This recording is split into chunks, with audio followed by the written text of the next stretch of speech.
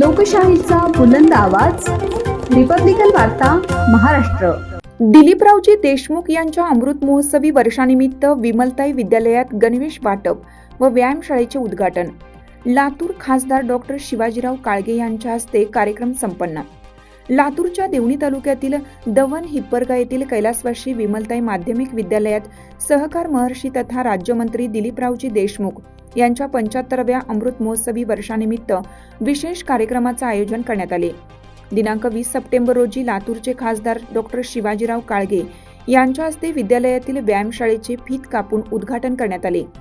तसेच 75 विद्यार्थ्यांना शालेय गणवेशाचं वाटप करण्यात आलं।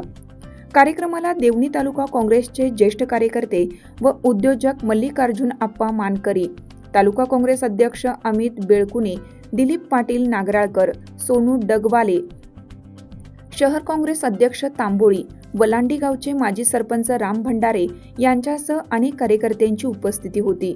मुख्याध्यापक धनराज चिंद्रे यांनी प्रास्ताविकातून मराठी शाळांच्या आव्हानांची जाणीव करून देत मराठी शाळा टिकवण्यासाठी विद्यालयाने केलेल्या उपक्रमांची माहिती दिली। खासदार डॉक्टर काळगे यांनी ग्रामीण शैक्षणिक अडचणींवर भाष्य करत मराठी शाळा टिकवण्याची गरज अधोरेखित केली। तसेच विद्यालयाच्या यशस्वी शैक्षणिक कामगिरीबद्दल अभिनंदन करून शैक्षणिक विकासासाठी मदत करण्याचं आश्वासन दिलं। कार्यक्रमात गुणवंत विद्यार्थ्यांचा सत्कार करण्यात आला। पालक व विद्यार्थ्यांना वृक्ष भेट देण्यात आली। सुरुवातीला कैलासवासी चिंद्रे आप्पा व माजी मुख्यमंत्री कैलासवासी विलासराव देशमुख यांच्या प्रतिमांचे पूजन करण्यात आलं। खासदार काळगे तसेच ज्येष्ठ कार्यकर्ते मानकरी, सावकार यांचा शाल फेटा देऊन सत्कार करण्यात आला। कार्यक्रमाचे सूत्रसंचालन सहशिक्षक कुलकर्णी यांनी केले, तर आभार प्रदर्शन पाटे यांनी केलं। आदरणीय दिलीप पाटील नागराळकर साहेब, आमच्या तालुक्याचे गट शिक्षण अधिकारी शिंदाळकर साहेब, आमच्या तालुक्याचे तालुका काँग्रेस कमिटीचे अध्यक्ष अजितरावजी बेळकुणे, आमच्या परिसरातील वलांडीहून आलेले सरपंच रामभाऊ भंडारे,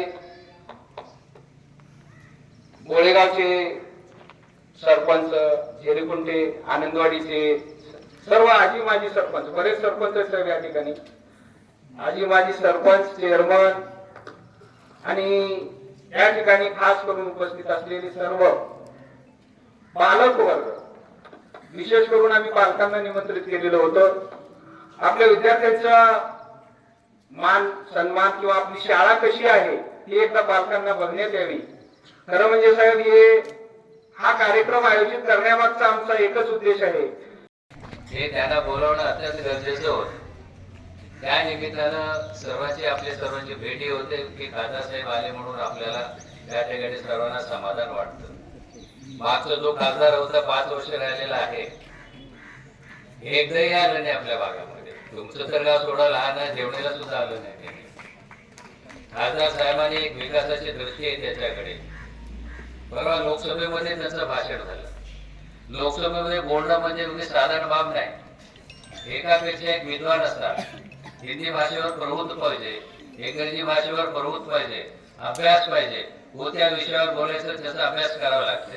खासदार साहेबांचं विशेष अभिनंदन, सगळे टाळ्या वाजवा। आपल्या भागामध्ये आणि अत्यंत चांगल्या पद्धतीने हिंदी त्याने या ठिकाणी बोललेला आहे। आणि तुम्हाला सांगतो, तिथं बोलताना त्या ठिकाणी धोंडगे साहेब होते खासदार, पूर्वी विधानसभेमध्ये राहायचे, विधानसभा गाजून टाकायचं त्याने धोंडगेनं। गणवेश वाटप व व्यायामशाळेचा उद्घाटन सोहळ्याच्या निमित्तानं व्यासपीठावर उपस्थित असलेले आपल्या सगळ्यांचे या परिसरातील मार्गदर्शक लाडके नेते आदरणीय मल्लिकार्जुन मानकरीजी, या परिसरातील सगळ्यांचे दुसरे लाडके नेते आदरणीय दिलीप पाटील नागराळकरजी, माझ्यासोबत लातूरवरनं इथं उपस्थित असलेले या परिसरातील आमचे मित्र सोनू डगवालेजी,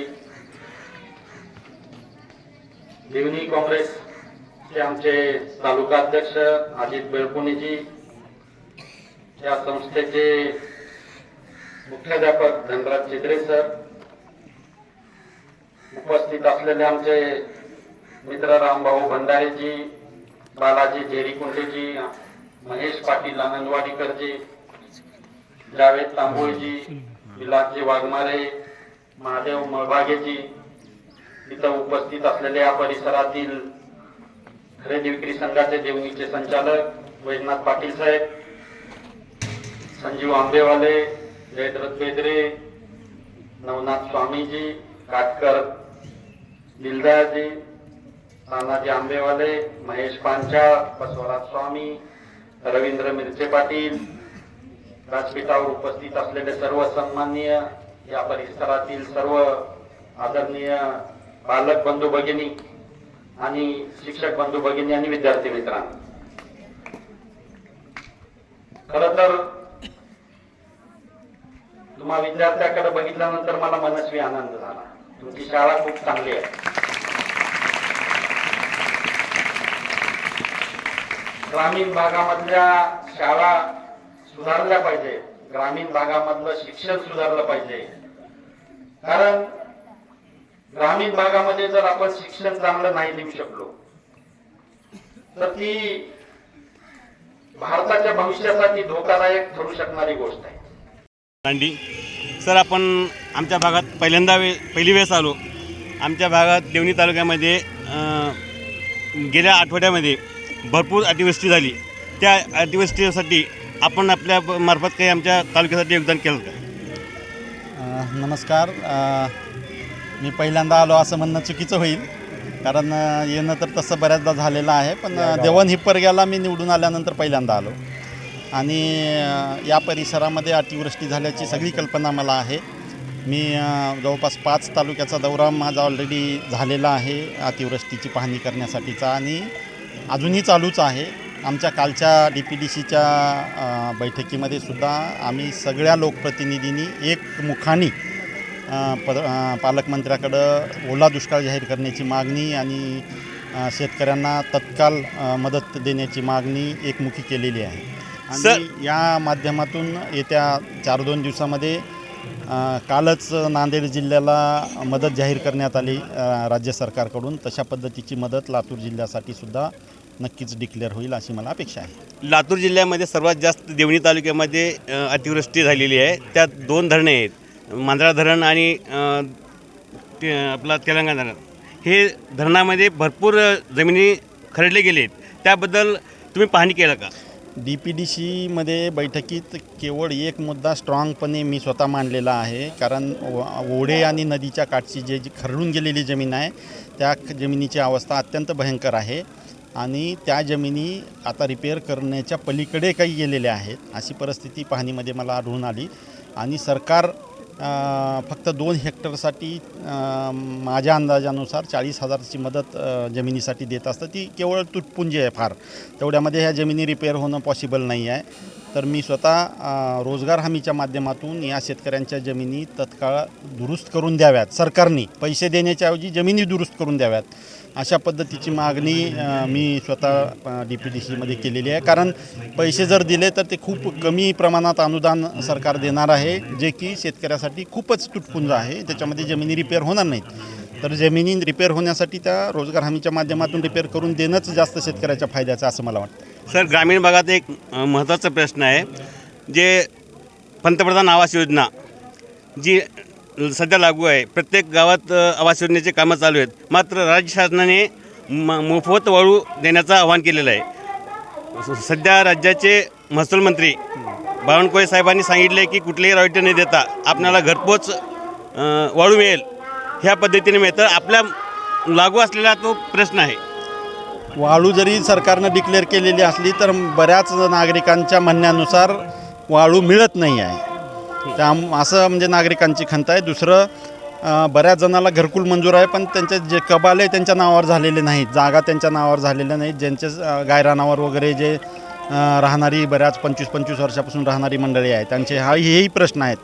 आणि ह्या सगळ्या प्रश्नासाठी निवेदन पालकमंत्र्याला नुकतंच देण्यात आलेलं आहे आणि या बाबतीमध्ये लवकरच निर्णय होईल अशी अपेक्षा आहे. पंतप्रधान स्वामित्व योजना जे लागू आहे ते सेंट्रल गव्हर्नमेंटची आहे. ते स्वामित्व योजना ग्रामीण भागात केव्हा लागू होणार? हे पंतप्रधान स्वामित्व योजना तर डिक्लेअर केलेली आहे, पण आणखी त्याचं इम्प्लिमेंटेशन प्रॉपर पद्धतीनं ग्रामीण भागामध्ये पेरिफेरीमध्ये झालेलं दिसत नाही. पण आता त्यांचा पंधरवाडा सध्या चालू आहे, म्हणजे त्या पंधरवाड्यामध्ये बऱ्याच सरकारी योजना ह्या शेवटच्या माणसापर्यंत पोहोचवण्याचा प्रयत्न प्रशासनामार्फत केला जाणार आहे. आणि यामध्ये मला असं अपेक्षा आहे मला की ही सुद्धा योजना पेरिफेरीमध्ये त्या माध्यमातून पोहोचवली जाईल. धन्यवाद साहेब. थँक्यू. रिपब्लिकन वार्तासाठी लातूर जिल्हा प्रतिनिधी Sagir Momin, Latur. Subscribe now and press the bell icon. Never miss an update.